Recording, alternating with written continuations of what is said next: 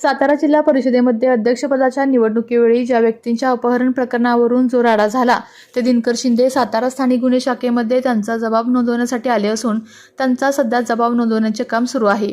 त्यांच्यासोबत राज्यसभा खासदार नितीन पाटील हे सुद्धा त्या ठिकाणी पोहोचलेले आहेत।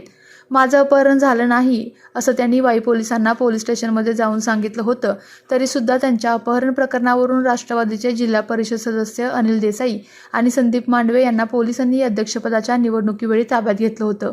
यावेळी पालकमंत्री शंभूराज देसाई आणि मंत्री मकरंद पाटील यांना पोलिसांकडून धक्काबुक्कीने मारहाण झाल्याचा सुद्धा आरोप झालेला आहे।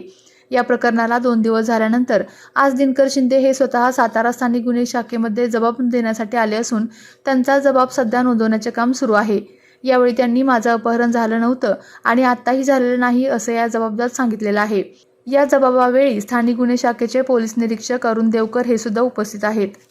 आपल्या तालुक्यातील जिल्ह्यातील बातम्या सर्वप्रथम पाहण्यासाठी आजच सातारा न्यूजला YouTube चॅनलवर सबस्क्राइब करा, लाईक करा, शेअर करा आणि बेल आयकॉन प्रेस